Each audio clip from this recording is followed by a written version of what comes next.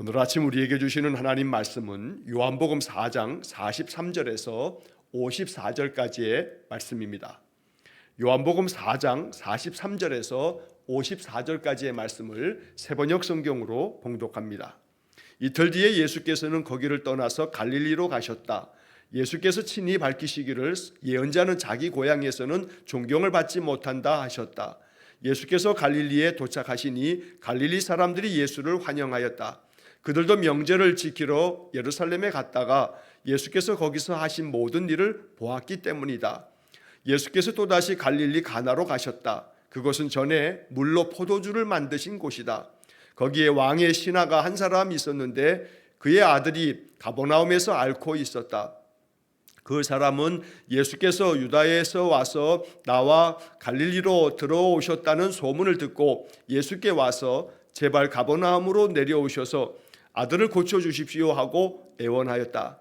아들이 거의 죽게 되었기 때문이다. 예수께서 그에게 말씀하셨다. 너희는 표징이나 기이한 일들을 보지 않고는 결코 믿으려고 하지 않는다. 그 신하가 예수께 간청하였다. 선생님, 내 아이가 죽기 전에 내려와 주십시오. 예수께서 말씀하셨다. 돌아가거라, 내 아들이 살 것이다.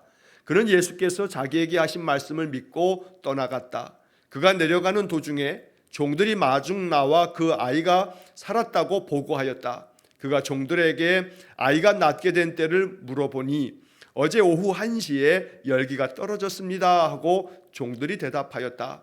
아이 아버지는 그때가 예수께서 그에게 내 아들이 살 것이다 하고 말씀하신 바로 그 시각인 것을 알았다. 그래서 그와 그의 온 집안이 함께 예수를 믿었다. 이것은 예수께서 유대에서 나와서 갈릴리로 돌아가 오신 뒤에 행하신 두 번째 표징이다. 아멘. 요한복음의 말씀에 아주 중요한 단어들 중에 하나가 표징, 개역개정 성경에서는 표적으로 번역되어 있는 이 말씀, 헬란말로는 세메이온이라고 하는 이 단어가 요한복음에는 다른 복음서와는 달리 아주 중요한 단어로 요한은 이 복음서를 쓰면서 계속 반복하고 있습니다. 우리는 이 요한복음 2장에서 갈릴리 가나에서 행하신 그 혼인잔치 집에서 포도주가 다 떨어졌을 때 예수님께서 물로 포도주를 바꾸신 그러한 표징이 첫 번째 표징이다라고 하는 말씀을 요한복음 2장에서 읽은 바가 있습니다. 자, 오늘 본문의 말씀 54절에 보게 되면 예수님께서 갈릴리로 돌아오신 후에 행하신 두 번째 표징이다라고 하는 기록을 보게 됩니다. 물론 이 외에도 예수님께서는 예루살렘에서 성전을 청결하게 하실 그때에도 예루살렘에서 많은 표적들을, 기적들을 나타내 보이시기도 했습니다. 그러나 요한은 이 요한복음서에서 예수님께서 행하신 이 표적을 통해서 이 왕의 신하의 집안이, 온 집안이 예수를 믿었다라고 하는 이 말씀을 전하기 위해서 표징, 바로 이 표적이라고 하는 말을 사용하는 겁니다. 단순히 예수님께서 기적을 행하셨다는 이야기가 아니라 이 표징이라고 말하는, 표적이라고 말하는 것은 반드시 그 다음에 무엇이 수행되냐 하면 예수님께서 행하신 것을 통해서 그 사람들이 예수를 믿었다라고 하는 53절 마지막 이 표현과 같이 표징의 목적은 예수님을 향한 믿음이 우러나는 것, 그래서 그것으로 인해서 예수님을 구주로 믿게 되는 그런 역사가 일어날 때 요한복음은 그것을 표적이라고, 표징이라고 이렇게 말하고 있는 것입니다.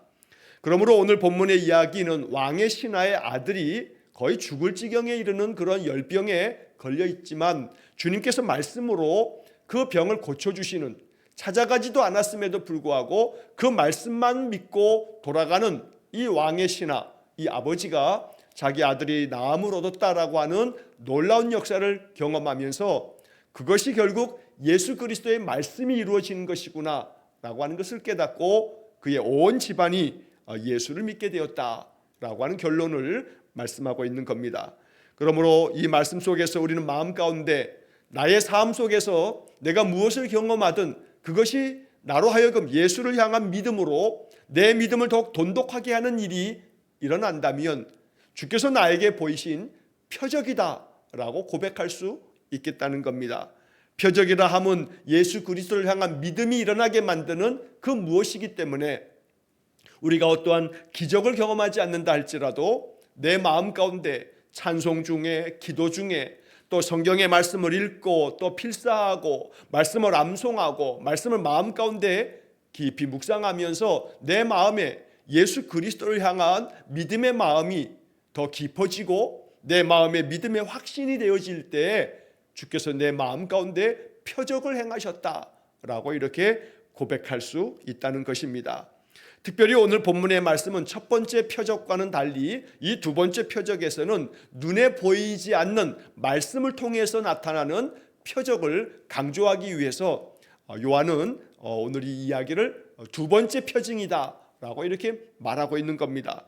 첫 번째 표적은 물이 포도주로 직접 바뀌어진 것을 사람들이 경험하게 되는 그런 눈에 보이는 표적이라면, 두 번째 표적은 주님께서 말씀을 하셨는데 그 말씀을 믿고 돌아가는 이 왕의 신하, 이 아버지의 마음속에 주님의 말씀대로 되어질 것을 믿는 마음으로 돌아가면서 자기 아들이 나았다라고 하는 소식을 전해 듣게 되고, 그것이 주님이 말씀하셨던 그 시각에 벌어졌다라고 하는, 그러므로 이 두 번째 표적은 눈에 보이지 않는 주의 말씀을 통해서도 하나님이 능력을 나타내신다라고 하는 증거를 보여주고 있는 말씀입니다. 그래서 어떤 점에서 첫 번째 표적과 두 번째 표적으로 나아가면서 사람들의 그 믿음이라고 하는 것이 눈에 보이는 것을 통해서 믿는 그 믿음이 나중에는 점점 눈에 보이지 않는 말씀을 통해서도 하나님의 능력을 경험하게 되는 이야기로 첫 번째 표적과 두 번째 표적이 이렇게 또 다른 차이를 보이면서 점진적으로 우리의 믿음은 눈에 보이는 것이 있어야만 내 마음 가운데 믿어지는 그 단계에서 그 다음 단계로 넘어가는, 눈에 보이지 않는 말씀조차도 그 말씀을 내게 주시는 하나님의 약속으로 받으면서 그 약속의 말씀으로 인하여서 우리의 삶이 변화되어지고 하나님의 능력을 경험하는, 그래서 첫 번째 표적에서 두 번째 표적으로 나아가는, 성숙되어져 가는 그런 믿음을 우리가 이 말씀에서 보게 되는 것입니다. 그래서 오늘 요한복음 4장에 왕의 신하의 아들을 고치시는 말씀으로 고치시는 이 말씀을 기억하면서 나의 신앙 또한 점진적으로 말씀을 믿는, 말씀의 능력을 경험하는 그러한 삶이 되어지기를 주의 이름으로 간절히 축원합니다. 자, 본문의 말씀에서 43절에서 45절까지 이야기에서 예수님께서 갈릴리로 돌아오시게 됐는데 그 갈릴리 사람들이 예수님을 환영했다라고 하는 이야기를 우리가 45절에서 읽게 됩니다. 그러나 그 예수님을 환영했다라고 하는 것에 이어서 그 다음 이야기가 그들도 명절을 지키러 예루살렘에 갔다가 예수께서 거기서 하신 모든 일을 보았기 때문이다. 예수님께서 예루살렘에서 성전을 다 깨끗게 하시면서 성전을 뒤집어 엎으시는 것도 봤지만 동시에 예수님께서 예루살렘에서 행하셨던 여러 기적들도 보았던 것입니다. 그래서 그들은 예수님이 행하신 것들을 익히 알고 있고 또 동시에 갈릴리 그 가까운 가나에서 행하셨던 그 혼인집에서 물을 포도주로 바꾸신 그런 역사들도 사람들은 들었을 것입니다. 그래서 그들이 예수님을 환영하고 있지만, 그러나 이 환영은 마음 깊이 우러나오는 예수님을 향한 존경이라든가 또 예수님이 무언가 다른 선지자들이나 랍비들과는 다른 그러한 하나님의 사람이라고 하는 것을 마음 가운데 느끼면서 그렇게 주님께 나오는 그런 환영은 아니었던 겁니다. 오직 하나, 겉으로는 환영하고 있지만 본질적으로는 믿음이 생겨지는 그런 환영이 아니라 그들의 요구, 그들의 필요를 채우기 위한 환영에 불과했던 겁니다. 그래서 갈릴리 사람들은 계속해서 표적을 요구하는 그런 모습을 띠고 있지만 예수님께서는 오늘 이 갈릴리 가나에 다시금 오셔서 왕의 신하의 아들을 고쳐주는 이 이야기를 통해서 너희들은 표적을 구하나 하나님께서는 말씀을 통해서 이미 그 말씀 안의 능력을 나타내셨음을 보여주고 있다는 것입니다. 오늘 우리가 이 요한복음 4장을 통해서 궁극적으로 마음 가운데 가져야 하는 것은 예수님을 환영했던 갈릴리 사람들의 태도가 아니라 예수님 행하신 것들을, 그 말씀들을 마음에 받아서 그 말씀이 나타나는 능력을 경험하면서 예수님을 온 집안이 함께 믿게 되었다는 이 말씀을 우리 마음 가운데 복음으로 마음에 더 깊이 받아야겠습니다. 자, 46절의 말씀에 보면 예수님께서 다시 갈릴리 가나로 가셨다라고 말씀합니다. 요한복음에서는 특별히 갈릴리 가나라고 하는 지역이 예수님이 첫 번째 표적도 행하고 두 번째 표적도 행하신 장소로 언급되고 있습니다. 공간복음의 말씀에서는 예수님이 많은 표적을, 기적을 행하셨던 장소가 가버나움이라고 기록을 하고 있습니다. 이처럼 예수님께서는 다른 그 어떤 곳보다도 갈릴리 가나 또 혹은 가버나움 이러한 곳에서 주님의 많은 능력들을 나타내셨습니다. 가만히 생각해 보면 예수님께서 어떻게 이렇게 갈릴리 가나에서 첫 번째 표적, 두 번째 표적을 행하셨는가? 그리고 또 공간복음에 말하고 있는 것처럼 가버나움에서 이렇게 예수님이 많은 기적들을 베푸신 까닭이 뭔가라고 하는 그런 묵상을 할 수가 있습니다. 이것은 결국 갈릴리 가나 사람들의 마음속에 주님께서 무언가를 보여주시거나 오늘 4장처럼 말씀하실 때에 그 말씀을 믿음으로 받을 마음의 그 준비가 되어져 있는 사람이었을 것이라 라고 우리가 이렇게 생각할 수가 있습니다. 받을 만한 사람이 받게 되어지는 겁니다. 들을 귀 있는 자는 들을지어다 하고 주님은 여러 번 말씀하신 바가 있습니다. 그러니 갈릴리 가나 사람들이나 가버나움 사람들이 예수님께서 표적을 보여주시거나 아니면 오늘 본문처럼 말씀하셔도 그 말씀하시는 바를 들을 귀가 있는 자는 들을지어다 라고 하는 주님의 말씀처럼 이들은 이 말씀들을 받아들였던 겁니다. 그러니까 예수님께서는 오늘 본문의 44절에서도 이렇게 적혀 있지만 예언자는 자기 고향에서는 존경을 받지 못한다 라고 이렇게 말씀하셨는데, 이것은 나사렛 사람들은 예수님께서 그 나사렛에서 자라셨기 때문에 고향처럼 여겨지는 그런 곳이지만, 그러나 나사렛 사람들은 예수님을 배척을 합니다. 구주로 받아들이지 않습니다. 믿음으로 받아들이지 않았던 겁니다. 저는 목사의 목수의 아들이 아니냐라고 하면서 저의 형제가 우리 곁에 있지 않느냐라고 이렇게 말하면서 예수님을 마음의 믿음으로 받아들이지 않았던 겁니다.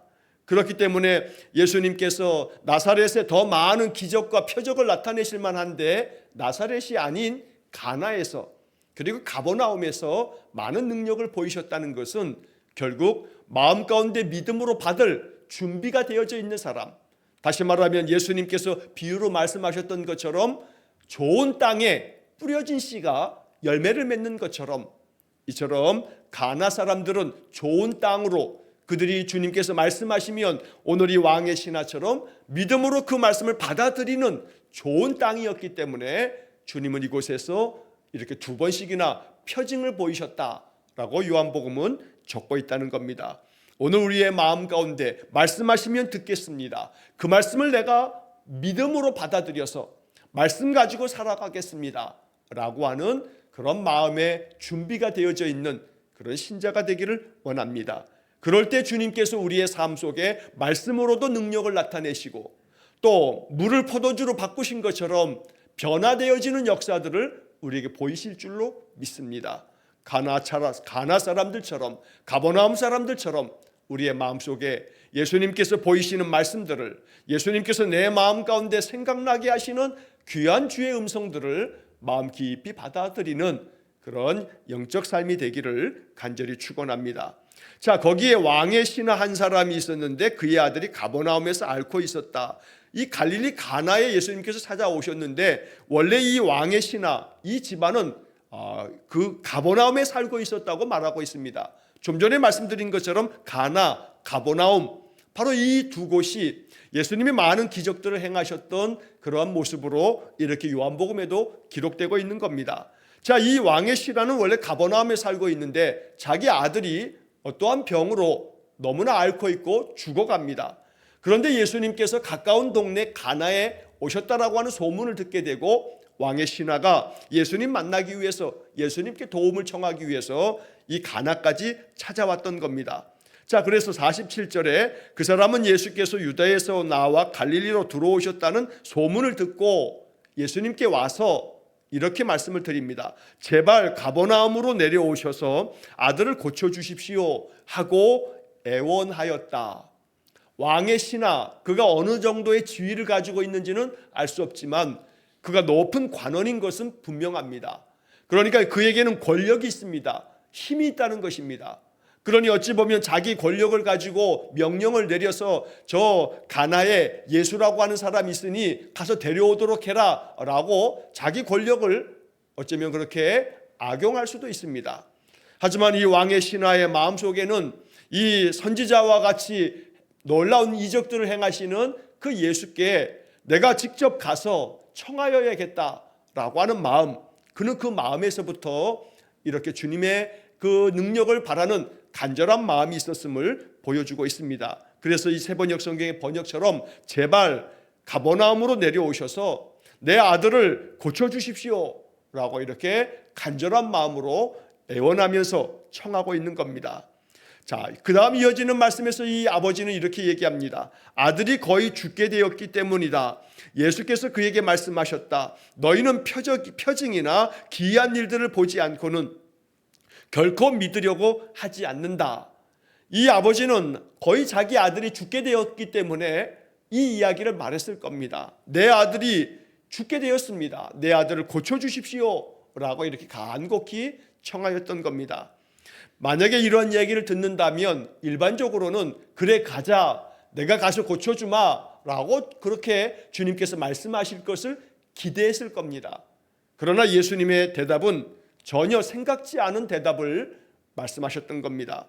너희는 표징이나 기이한 일들을 보지 않고는 결코 믿으려고 하지 않는다 라고 마치 주님께서 타박하듯이 그의 마음 가운데 믿음은 없는 채로 기적만 보여달라고 하는 거 아니냐라고 하는 예수님의 말씀은 거절처럼 그렇게 느껴지는 그런 말씀이었던 겁니다. 그러자 49절의 말씀에서는 그 신하가 예수께 간청하였다. 선생님, 내 아이가 죽기 전에 내려와 주십시오. 오늘 이 요한복음에 기록되어져 있는 이 왕의 신하, 이 아버지가 예수님께 말씀하셨던 이 두 마디 속에는 분명한 차이가 있습니다. 맨 처음에 이야기를 할 때는 제발 가버나움으로 내려오셔서 아들을 고쳐주십시오 라고 말합니다. 아들을 고쳐주십시오. 그러나 두 번째 이야기를 할 때는 아들을 고쳐주십시오 라고 하는 말을 참아하지 못합니다.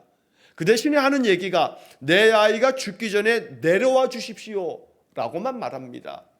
내려와 주십시오. 그래서 내 아들을 고쳐주십시오 라고 말했다가 주님께서 말씀하신 너희는 표징이나 기이한 일을 보지 않고는 결코 믿으려 하지 않는다 라고 하는 말씀이 이 아버지의 마음속에는 이 아버지의 마음이 표적을, 기적만을 바라는 그런 마음으로 너희들이 나를 구하고 있구나 라고 하는 예수님의 꾸중으로 그렇게 들렸던 것 같습니다. 그러니까 내 아들을 고쳐주십시오 라고 하는 말을 하지 못한 채 내 아이가 죽기 전에 내려와 주십시오 라고 이렇게 간청을 하였다고 성경은 기록합니다. 결국 이 두 번째 간청은 내 아이가 죽기 전에 내려와 달라는 간청입니다. 그러나 결과적으로 예수님은 내려가지 않았습니다.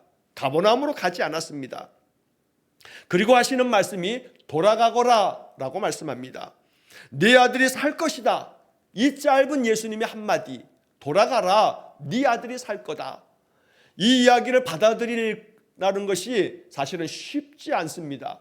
왜냐하면 자기 아들은 가버나움에 지금 병들어 죽어가고 있고 내가 이렇게 갈릴리 가나까지 찾아와서 애원하고 간청했음에도 불구하고 다른 것이 아닌 죽기 전에 내려와 달라고 말씀드렸는데도 불구하고 같이 가자, 함께 가자 라고 하는 대답을 기대했을 건데 오히려 예수님께서는 같이 가자 하지 않으시고 네가 돌아가라, 네 아들이 살 것이다 라고 하는 말씀만 하셨다는 겁니다. 당장에 자기 아들이 죽어가고 있는 그런 지경에 같이 가자고 부탁했음에도 불구하고 같이 가기는커녕 그냥 나보고 혼자 돌아가라고, 내 아들이 살 것이라고, 그걸 어떻게 믿느냐고 하고 이렇게 대들 수도 있습니다.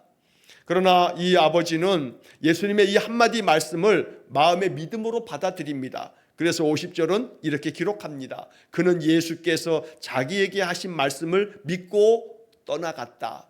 오늘 우리는 이 50절 말씀에서 왕의 신하, 이 병들어 죽어가는 이 아들의 아버지의 이 태도와 이 아버지의 마음을 우리가 마음 깊이 묵상하며 이것이 나의 믿음이 되고 이것이 나의 태도가 되고 이것이 나의 삶의 방식이 되기를 간절히 기도해야겠습니다. 예수께서 자기에게 하신 말씀을 믿고 떠나갔다. 이 말씀처럼 날마다 우리에게 성령의 감동으로 기록된 이 성경의 말씀을 주고 계시니 내가 이 말씀을 받아서 나에게 하신 말씀으로 받아서 오늘 한 날을 살아가는 그런 삶을 살아갈 때 오늘 이 이야기는 왕의 신하의 이야기가 아니라 내 이야기가 될 줄로 믿습니다. 그래서 50절의 이 말씀을 우리는 이렇게 읽어야겠습니다. 나는 예수께서 오늘 아침 내게 주신 말씀을 믿고 오늘 하루를 살았다. 이렇게 고백하는 그런 하루하루의 삶이 되어야겠습니다. 성경을 통해서 말씀하시는 이 말씀들이 내 안에서 표적이 되고 능력이 되어지도록 말씀을 믿고 떠나갔다. 말씀을 믿고 또 하루를 살았다. 이것이 우리의 신앙의 고백이 될 수 있기를, 우리의 삶의 경험이 될 수 있기를 간절히 축원합니다. 말씀을 믿는 것이 중요합니다. 내 눈앞에 지금 당장 보이지 않았지만 자기 아들이 지금 살아날 것이라고 말씀하셔도 이것이 내가 지금 당장 확인할 수 없는 것이지만 그럼에도 불구하고 말씀을 믿고 주님의 말씀처럼 돌아가거라 하는 말씀대로 떠나가는 이 아버지의 모습, 그의 마음 가운데 인간적으로 생각하면 오히려 의심도 들고 오히려 반항하며 거칠게 내가 다른 것도 아니고 아이가 죽기 전에 같이 좀 내려와 달라고 얘기했는데 내려가기는커녕 말만 한단 말입니까? 라고 하면서 대들 수도 있는 것입니다.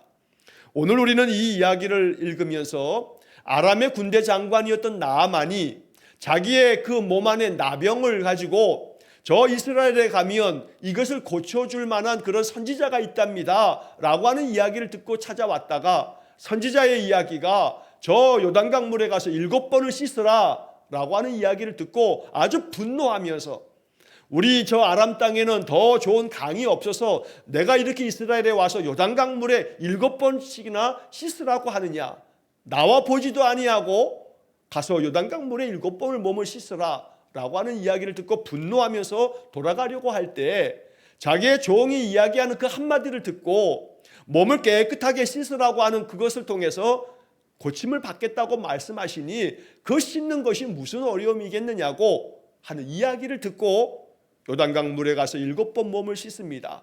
한 번도 아니고 7번을 씻을 때 6번까지 씻어 나오면서 나아만 장군의 마음속에는 아마 마음 가운데 계속해서 분노가 치밀어 올랐을지 모릅니다. 한 번도 아니고 또 2번, 3번, 4번, 6번까지 씻어도 점진적으로 몸이 낫는 것이 아니라 아무런 모습이 바뀐 것이 없습니다. 그러나 7번째 들어갔다가 또 나왔을 때 그 몸이 깨끗하게 나음 받는 것, 이것은 오늘 이 요한복음 4장의 이야기를 구약 성경에서 우리에게 들려주고 있는 말씀이기도 합니다. 왕의 신하가 자기 아들이 이렇게 죽어가고 있는 지경에도 주님께서는 내려와 달라는 말씀을 외면한 채 돌아가거라, 너의 아들이 살 것이다 라고 이렇게 말씀하시는 말씀만을 가지고 이 아버지가 지금 가버나움 자기 집으로 돌아가고 있는 것입니다. 오늘 우리는 나아만 장군의 이야기처럼 왕의 신하의 이 이야기처럼 말씀을 믿고 돌아가고 말씀대로 순종하면서 그 속에서 하나님의 능력을 경험하는 그런 삶을 살아야겠습니다. 이것이 주님의 그 은혜를 덧입는 하나님의 백성, 하나님의 자녀의 삶인 것입니다. 이렇게 그 말씀을 듣고 돌아가던 이 아버지가 자기 집으로 내려가는 중에 종들이 마중을 나오면서 이 왕의 신하 아버지를 만나게 되고 아이가 살아났습니다 라고 하는 보고를 듣게 됩니다. 그때 이 왕의 신하, 이 아버지는 그 보고를 하는 종에게 한 가지를 묻습니다. 아이가 낫게 된 때가 언제냐라고 묻는 겁니다. 아버지의 마음속에는 이 종의 보고를 듣고서 가장 먼저 떠오른 것이 주님께서 말씀하신 그 시간에 나은 것이 아닐까라고 하는 그 마음에 종에게 그 시간을 물었던 겁니다. 어제 오후 1시에 열기가 떨어졌습니다 라고 하는 그런 보고를 듣게 되는데 이 아버지는 그때가 예수께서 자기에게 말씀하신 그 바로 그 시각인 것을 알았다라고 53절에 말씀하고 있습니다. 이 53절의 말씀이 너무나 축복된 말씀입니다. 말씀하신 바로 그 시각인 것을 알았다. 오늘 우리의 삶에도 이런 경험이 있기를 간절히 축원합니다. 내가 기도할 때 나의 기도에 응답하시는 하나님을 우리가 확인할 수 있고 경험할 수 있는 그런 은혜가 있기를 원합니다. 그리할 때에 우리의 마음속엔 더 확증적으로 예수 그리스도의 능력을, 말씀의 능력을 우리가 확신할 수 있게 될 것입니다. 그래서 그와 그의 온 집안이 함께 예수를 믿었다라고 말씀합니다. 우리의 삶이 바로 이러한 놀라운 주의 은혜를 경험하면서 우리 믿음이 더욱더 굳건한 믿음이 되고 뿌리 깊은 믿음이 되기를 간절히 축원합니다. 주님의 말씀으로만 충분하였던 겁니다.